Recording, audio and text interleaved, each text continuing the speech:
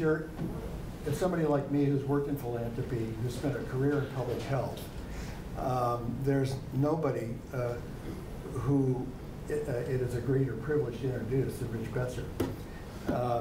And I'm going to go through 4 decades of Rich Besser's history. Very short. Thank you. Rich is, and I have a connection in several ways. One is our work together in government, although not closely. But CDC was one of the great agencies, and I'm going to talk about that I worked a lot with. As Joel's already mentioned, at the Robert Wood Johnson Foundation, we worked there at the same time. I left about a decade ago, but it's been wonderful to be associated with what Rich is doing there. And thirdly, his membership in the National Academy of Medicine, which is my institution now. He's a pediatrician and epidemiologist by training. He trained at Williams College and at Penn Medical School and Hopkins and at CDC. That's sort of the decade of the 80s during his training period. And at CDC, he worked a lot on the epidemiology of foodborne illness. And went from there, moving into the decade of the 90s, I'm going to get this in rough approximation. He then went to the University of California in San Diego, where he directed the residency program in pediatrics there, while also working in public health with the county department of health in San Diego. Which has been, in many ways, I don't know what it was like then, but I assume it has some very innovative and creative activities that I'm sure he had a role in fostering during his time there. Then you move from the decade of the 80s to the decade of the aughts, and he returned in 1998 to CDC and was there for about 10 years. Initially in infectious disease epidemiology, working on pneumonia and antibiotic resistant organisms and so forth. And then he became, during the period of the concern over terrorism, he was the focal point for coordinating all of CDC's terrorism preparedness activities. Then, during the last year of his period there, was the acting director of CDC. I don't know if you remember the concern we had about the H1N1 outbreak, sure. But he was the very public focal point for that response capacity while he was the acting head of CDC. And then he was recruited moving into this last decade because of his visibility and effectiveness, both as a manager and as a communicator in that time. ABC recruited him to be what I think everybody agrees was the most effective health and medical editor on the air, and did that for ABC for about 8 years or so before he was recruited by Robert Wood Johnson Foundation in 2017 to come and provide that kind of communication, policy instinct, basic common sense, and most importantly, a concern for those who are most vulnerable.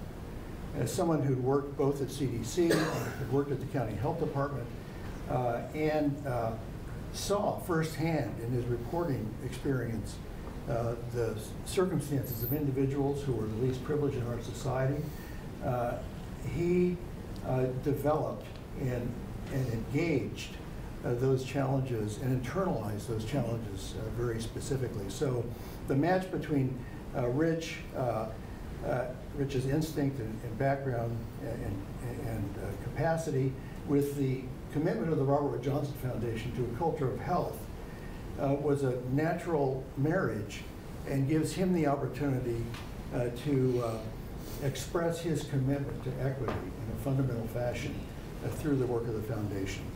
So it's a really wonderful privilege, Rich, to welcome you and introduce you, and thank you for all you're doing. Thanks so much, Mike.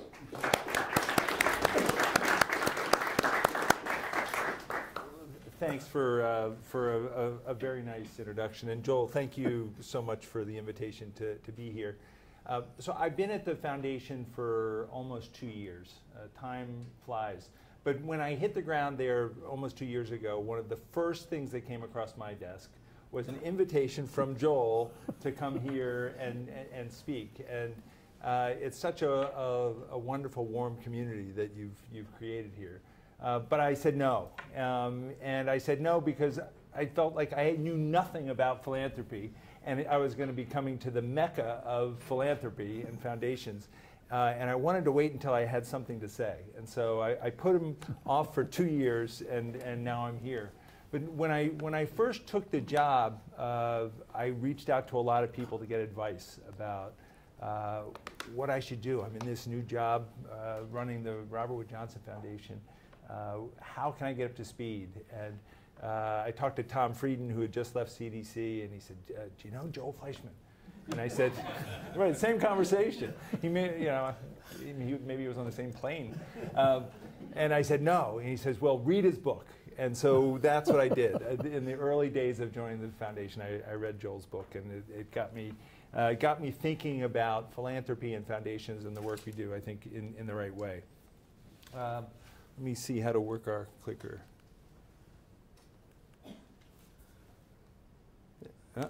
There we go. Perfect.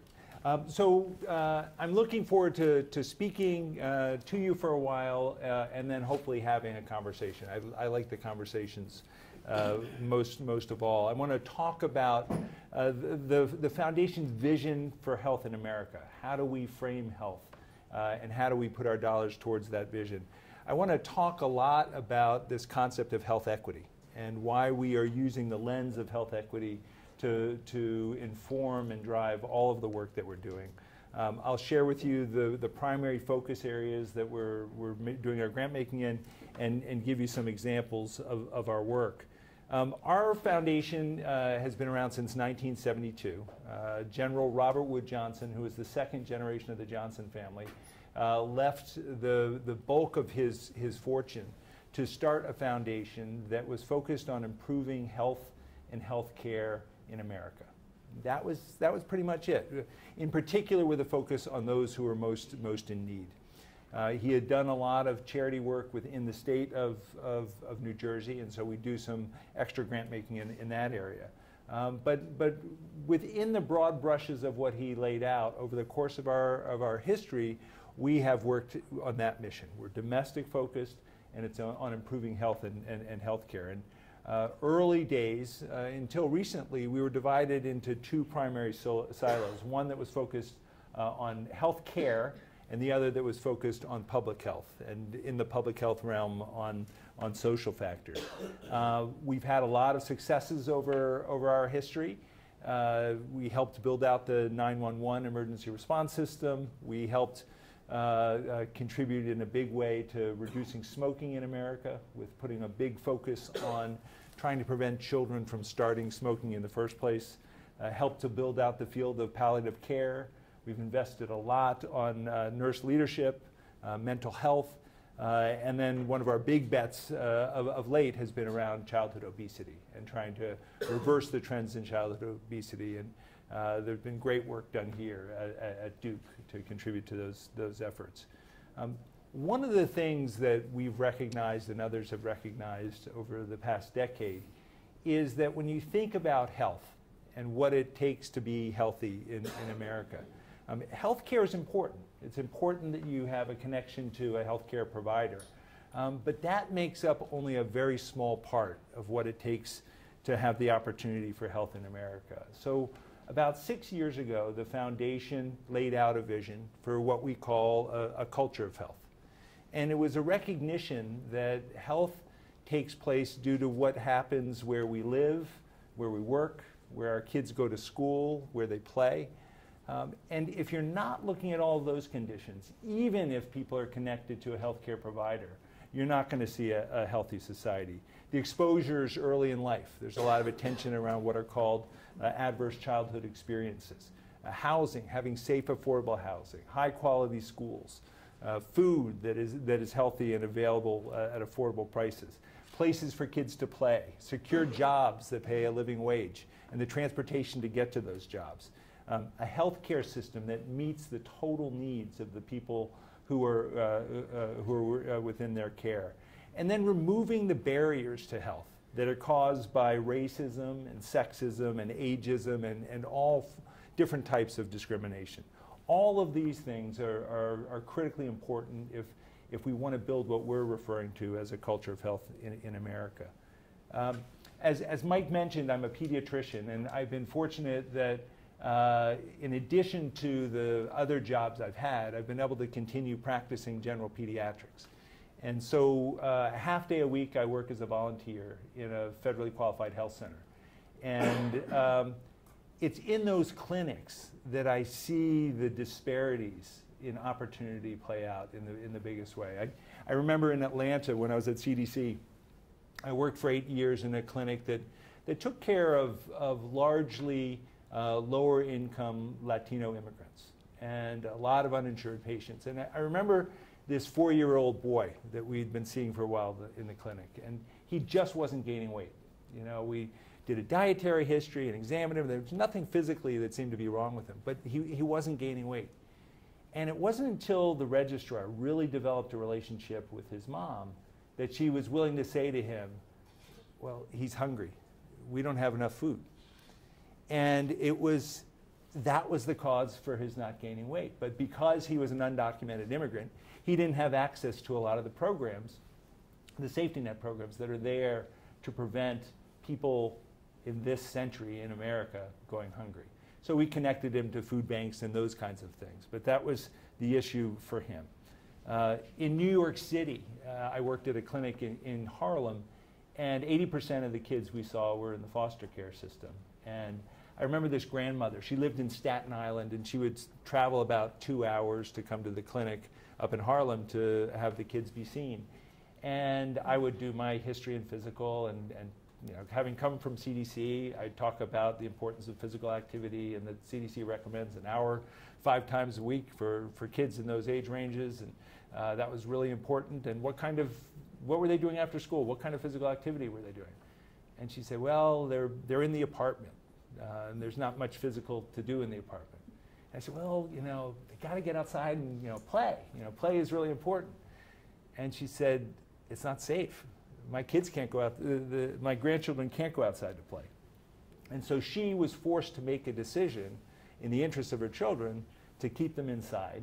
You know, one of the risk factors for obesity is screen time. So they'd be inside on the couch in front of a screen. But she didn't have the opportunity, those kids didn't have that opportunity to play.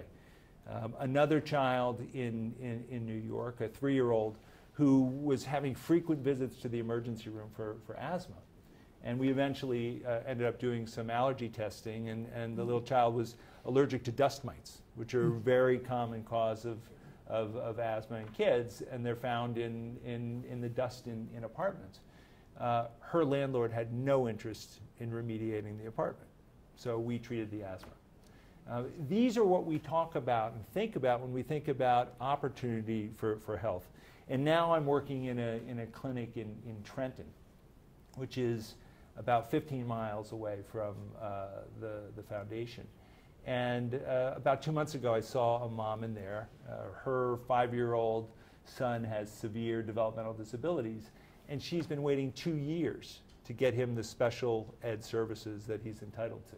And we know that early access to those services can have a big influence, a big impact in terms of life trajectory. So at the foundation, when we think about building a culture of health, we think about health equity, these are the faces and the voices that I try and keep in mind. And it's the power, I think, of the stories we can tell about the experiences of people across America that can help bring to life what we're talking about there. You know, we talk about personal responsibility as being important to health, and it is. It's critically important that people make healthy choices. But one of the things that we like to hammer home is that the choices people make depend on the choices that they have. And for too many people in America, the healthy choices aren't the easy choices. They're not there for them to make. So equity, I want to talk about equity and why we are so focused on equity at the foundation. You know, one of the things I found during the 8 years I spent in media is that the words you choose are really important. That words have a lot of power. And the wrong word can immediately put up a wall.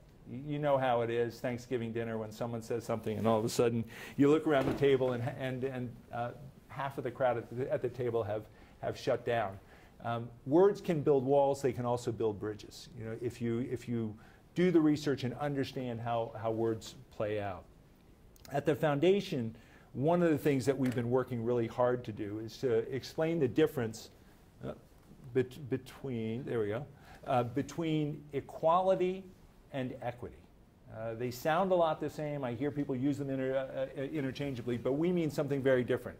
So the top picture, imagine a scenario where we want people to ride bikes. Riding bikes is good for your health. It's good exercise. It's a great way to be outdoors. So the top is what we mean by equality. Everyone there is given a really nice, high-quality bicycle, and everyone is given the same bicycle and told, get out there, get on that bike, and go for a ride. Well, if you look there, the woman on the far left, she has a disability. And so the bike she got, it looks good sitting there. She can hang her clothes on it, but there's no way she's going to ride that bike. The next one over is a guy like me, so very tall. He's given a bike. If he rides that bike for long periods of time, he's going to end up with a backache. The woman next to him, the bike fits her well. She's going to do great. And then you look at the little kid. His feet don't even reach the pedals. So he's not going to have the healthy outcome you'd like. That's equality. When we talk about equity, we're talking about is giving people what they need to make the healthy choice. So the woman on the left has a different type of bicycle she's able to ride. I'm riding on one where I'm going to be very comfortable. The woman has the same bike as before, and the little kid has a bike that fits them. So that's what we mean when we talk about equity, giving people what they need to make the choices, the healthy decisions easy. And when it comes to overall health, opportunities and barriers relate to a lot of different things. They relate to income and gender, geography, physical abilities, age, sexual orientation, immigration status. You can go on and on. But one of the areas where it's clear there's more and more data that it impacts on health, and that's racism and discrimination. And we feel it's very important to have that be part of the conversation. It's one of the hardest things in America to talk about, but it clearly provides a barrier for health for so many people. I like to frame the issue around racism and discrimination and opportunities around American values. You know, in America, we have a value that everyone is created equal. We pledge allegiance in schools with liberty and justice for all. We talk about America as the land of opportunity. We talk about the American dream as what we're all striving for. But as a nation, we haven't fully lived up to that ideal. And if we're willing to acknowledge that and look for how and have conversations around that, we believe we can make progress. And our history has been filled with barriers set up at every level of our society, deeply rooted, many times intentional. And they continue to limit opportunity for many today. There's some groups who've had lifetime of benefits and opportunities because the system was set up that way. And conversely, there's some groups who've had barriers and burdens, nothing having to do with how hard they work, how much education they have. Society has set it up that way. So one of the things that we're looking to do is to help address those barriers so that opportunity is there for all in America. When I arrived at the foundation, we had a team that was focused solely on health equity. That's where they did their grant making. They had a pretty robust portfolio. But as we thought about health equity and its role in the work we were doing, what we recognized that by having health equity over here on one team in one program, it was giving the wrong message. It was saying that, yeah, we're doing health equity, now we can do everything else. What we recognized that we had to build health equity into all of our programs. Every program area now has put health equity into the strategic plans, is looking to see how what they can do, how what they're doing is increasing opportunity for all. it's aspirational. We're not all the way there, but we dissolved the health equity team about a year ago. We now have each of the managing directors in each area who's responsible for equity. Each team has health equity plans that are woven into their other strategic plans. We're looking at how we can measure our progress in that area, and it's a commitment that we're making, not just in terms of our work, but to push with our grantees as well to see how can we put health equity through everything we do. And when it comes to racism and structural racism and how that plays out, one of the things that we think can be very helpful is using data to shine a light on what this looks like. Because it's one thing to sit around and talk about these words. It's easy to shut that down. It's a little harder when you're sharing data. We've been using the county health rankings. We've supported them for the past 10 years. And these are a ranking of health status in just about every county in America. Within every state, they're ranked from best health to worst across 40 specific health measures. Conventional health indicators such as things like rates of diabetes and smoking, obesity, teen births, premature deaths. But we also include in there factors that influence health and well-being, things like unemployment, failing schools, substandard housing, segregation rates, persistent poverty. And last year, for the first time, we looked at the data not just in terms of place and health, but place, health, and race to see, well, what's that look like? Across America, are there any patterns we could see? And there were patterns. It was eye-opening, but not surprising that really across every county, whether you were a highly rated county or a lower rated county, Black Americans, Latinos, and Native Americans fared worse than whites. And that's something that isn't surprising, but should be unacceptable. One example, here's some data that was part of that. Black babies across America are more than twice as likely to die as white babies before reaching their first birthday. So in terms of numbers, 11.1 deaths per 1,000 babies for babies born to black mothers, 4.9 deaths per 1,000 babies for babies born to white mothers. And that's CDC data.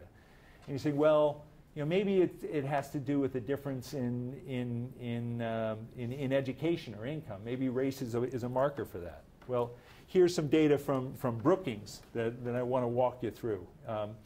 This breaks down infant mortality by race and education level. So if you look at the x-axis, it's years of school attainment. So on the far left, it's having attained an 8th grade or less education.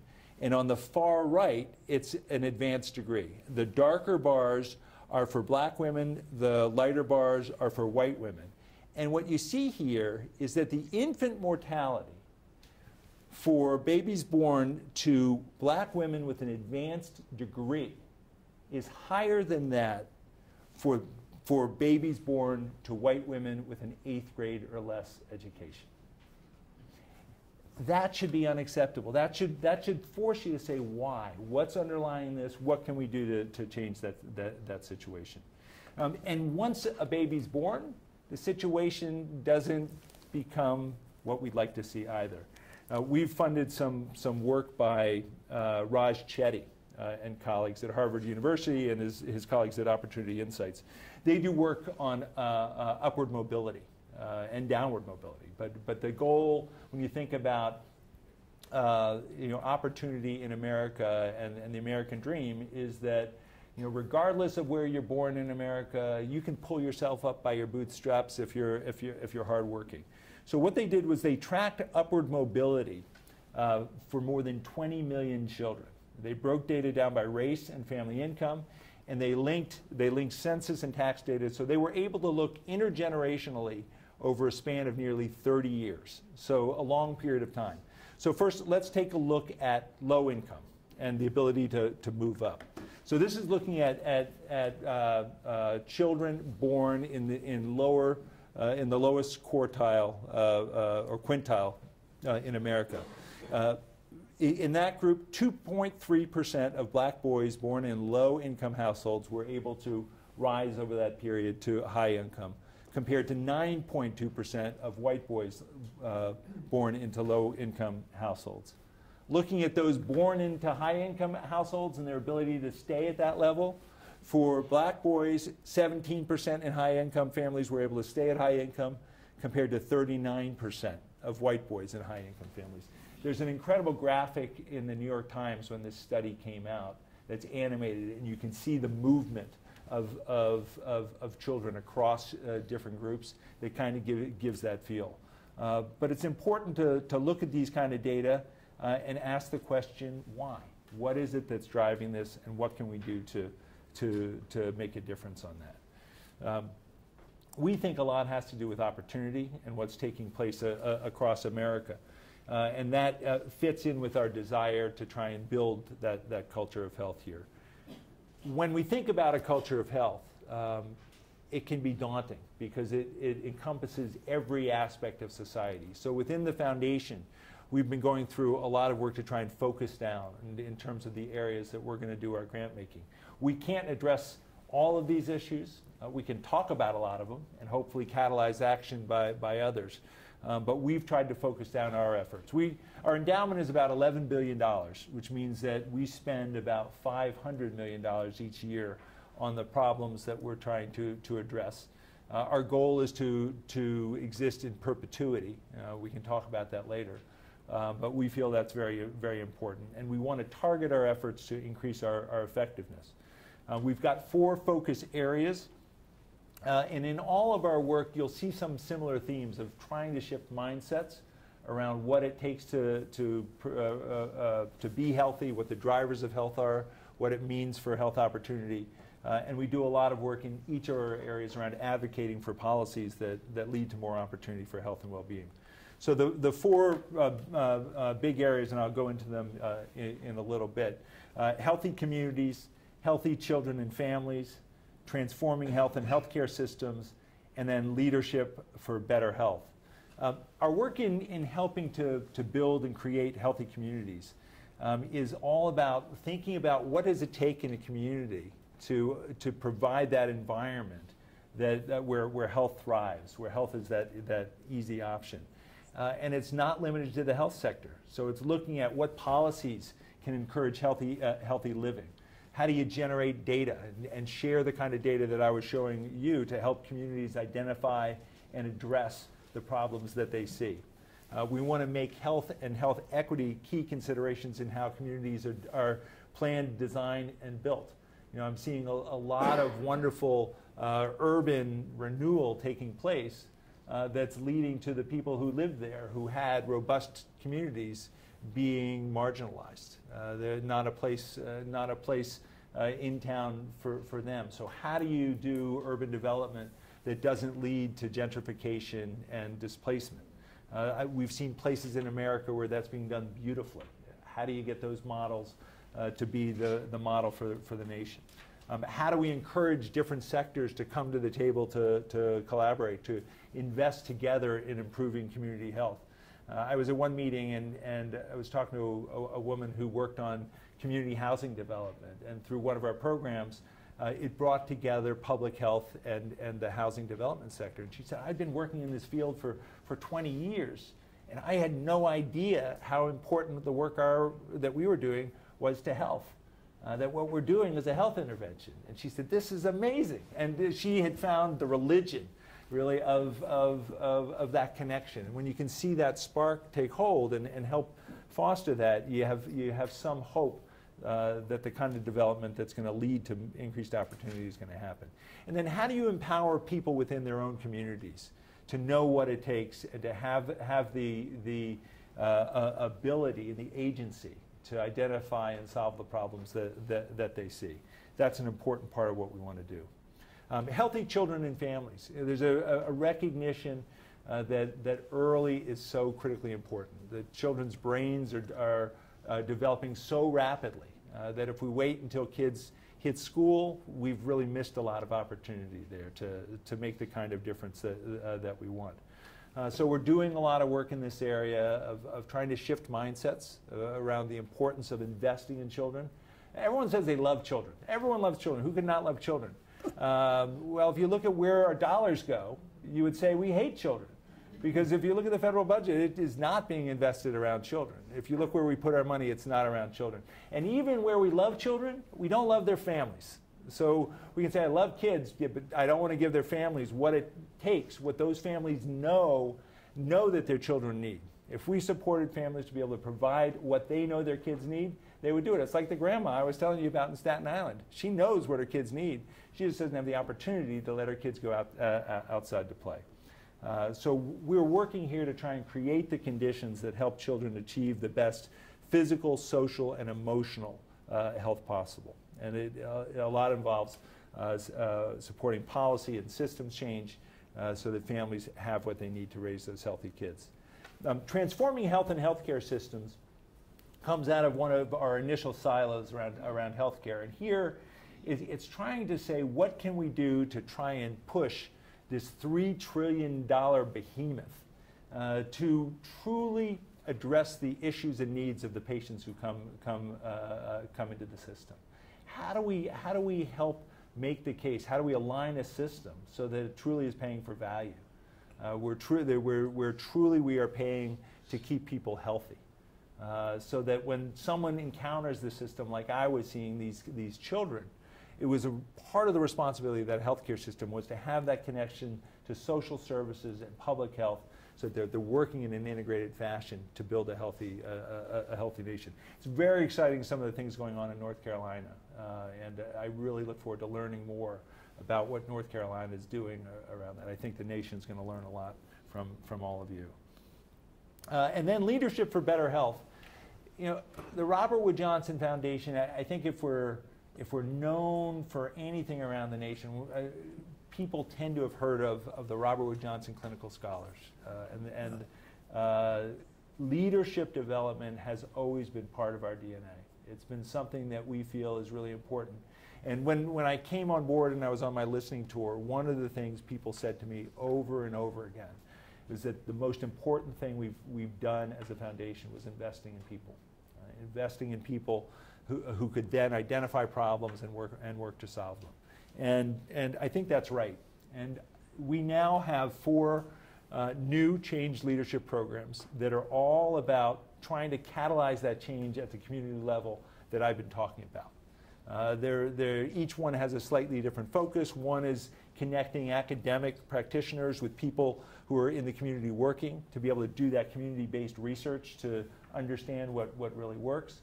One is pulling together groups of people on a clinical team to address clinical challenges that they're seeing in their community. One is called Culture of Health Leaders, and that's people not just from the health sector. We have people in that who are in economics, law enforcement, the foster care system, city planning, faith leaders, who are all coming in saying, well, how do I help change the system to allow for health and promote health? And then we have a program called the Health Policy Scholars. And this program is designed to take people who are in advanced programs, getting degrees, who represent underrepresented groups in the policy arena. Many are minority communities or first in family to go to college, and give them the skills so that they can participate actively in the policy debate and policy change. About 2 weeks ago, we had a meeting of our Leadership Institute, and it was out in Indianapolis, and it brought together 450 people who are in these programs. And it was the second time I've gone to one of these meetings, and it's like a faith revival.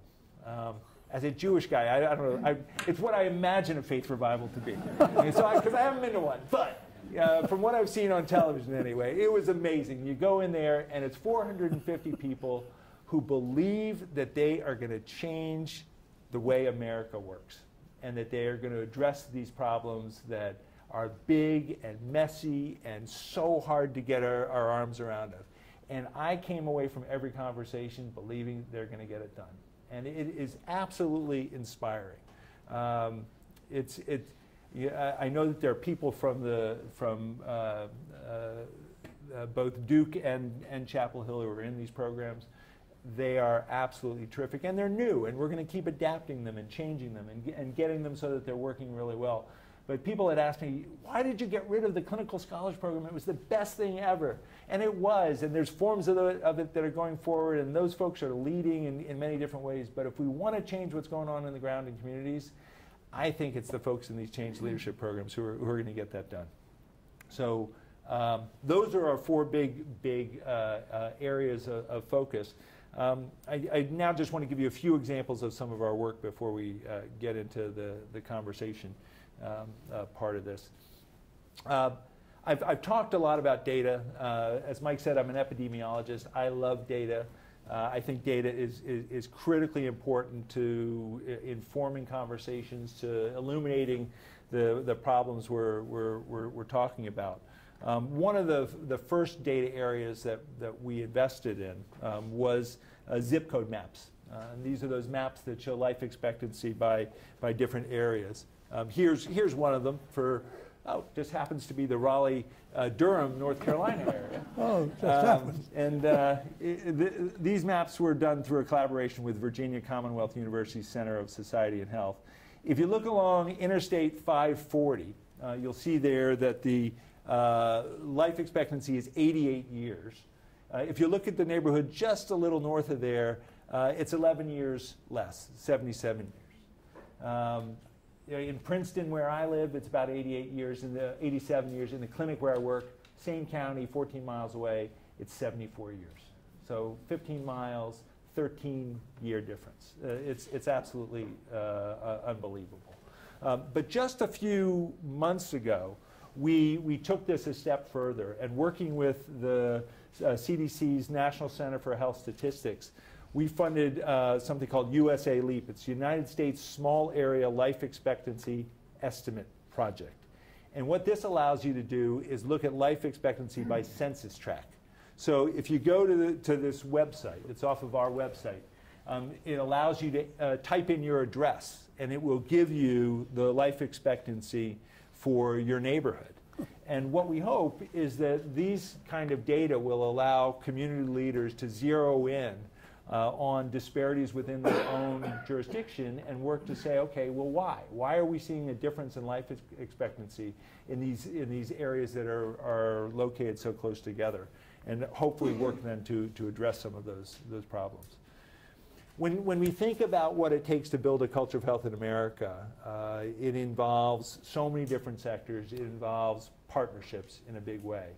And we are really excited about some of the partnerships we have and the partnerships that we're going to be engaging in the future.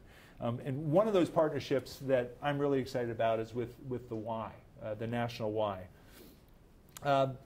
We feel that this work, the work I've been talking about, is most effective when it's done with organizations that are deeply rooted in community. And the Y defines deeply rooted in community. There are more than 10,000 Ys across the nation, 22 million members. They have the kind of reach that we could never get to on our own. And they are also, surprisingly to many people, they are one of the biggest purveyors of daycare services in the entire nation. They're one of the biggest providers of diabetes education in the nation. And they want to be recognized as more than a swim and gym. You know, you think about the why, yeah, that's where you go, shoot hoops, you know, swim and gym.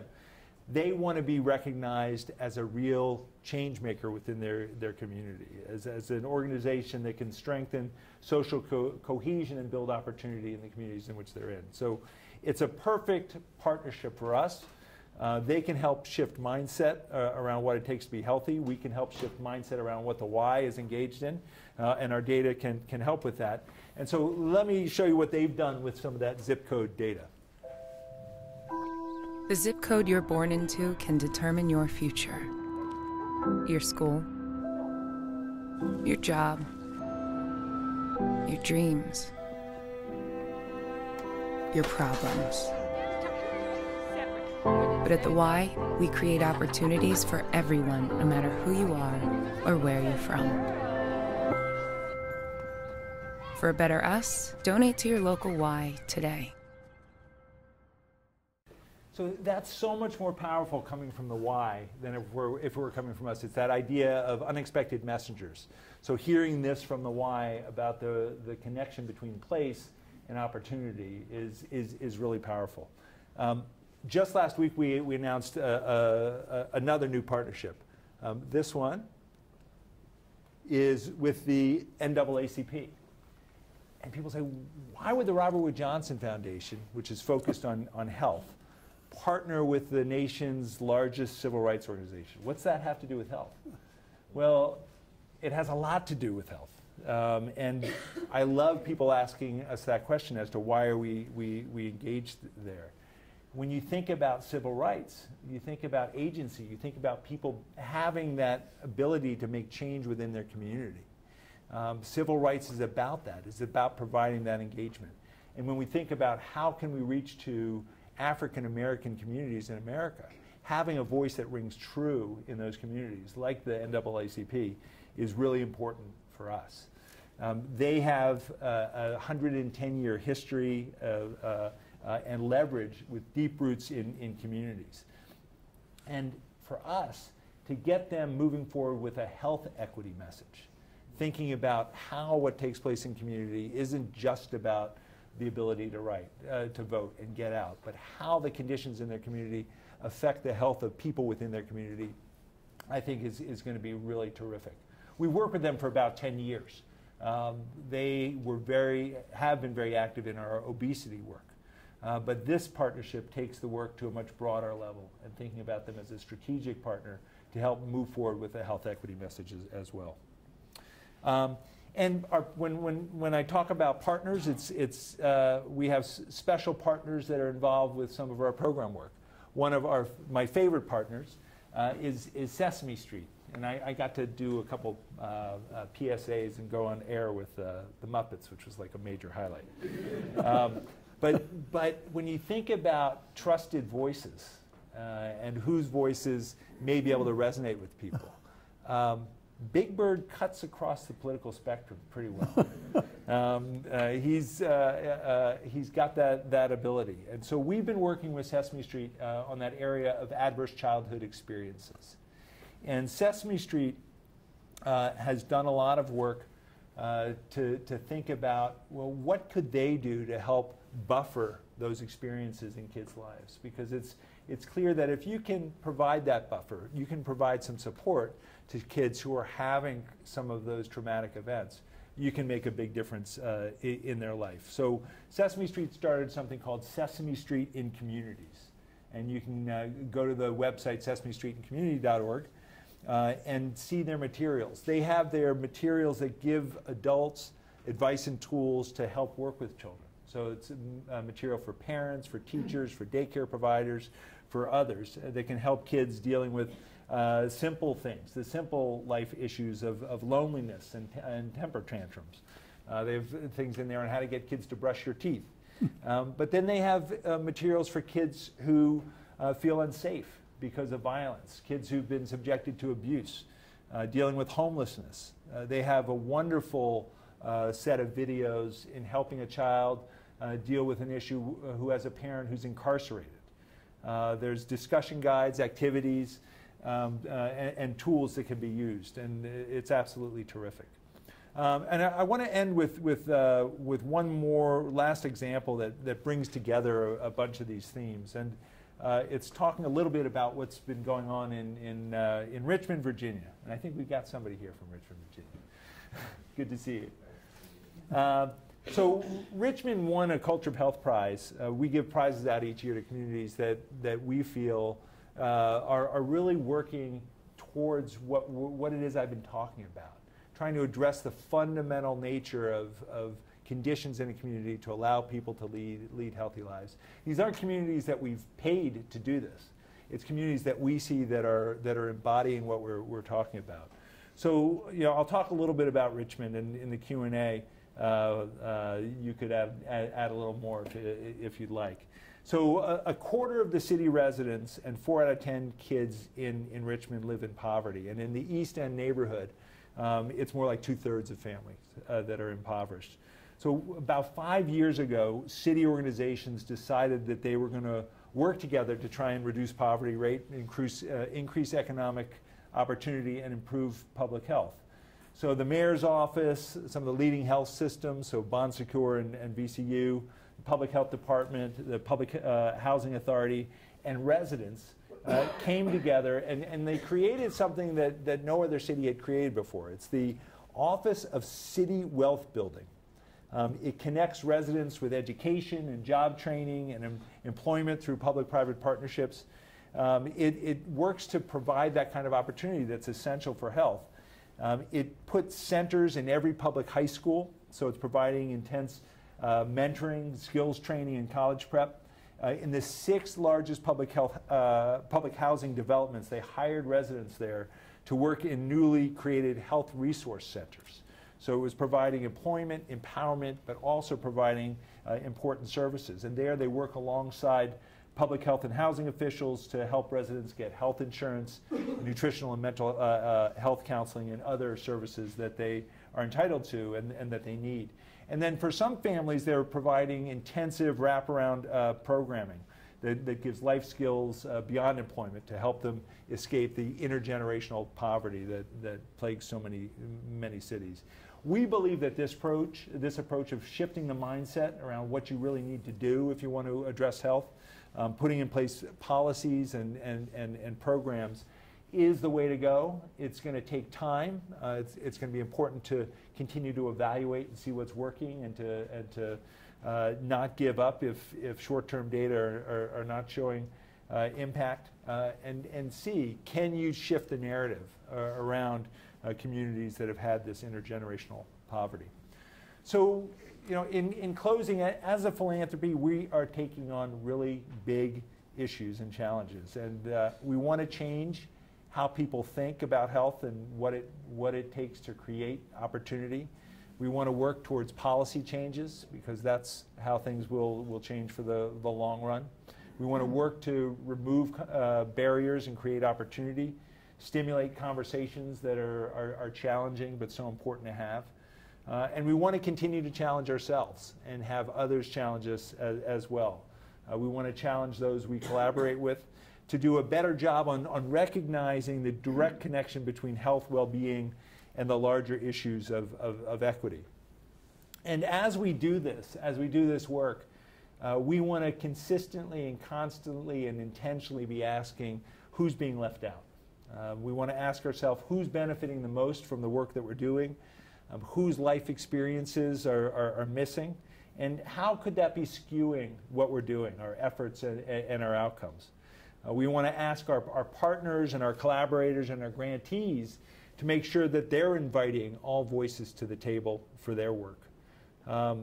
When we think back to our founder, Robert Wood Johnson, he believed that good health enhances every aspect of our nation. And we believe that too. And we hope that our mission, by working to raise the health and well-being of everyone in America, that we're doing something that our founder would be proud of today. So thank you very much. Thank you. Wonderful. Really inspiring. Thank you. We've got the same feeling as a faith meeting here. Yeah. Okay. Thank you very much, Rich, for this. Thank you very much. We've really run out of time. We could have gone on for a while longer, but I can't think of a more important topic, and I can't think of better treatment of it that I've heard. And so it's really been wonderful to have you here. Thank you very much. We hope you'll come back. Thank you very much. Yeah.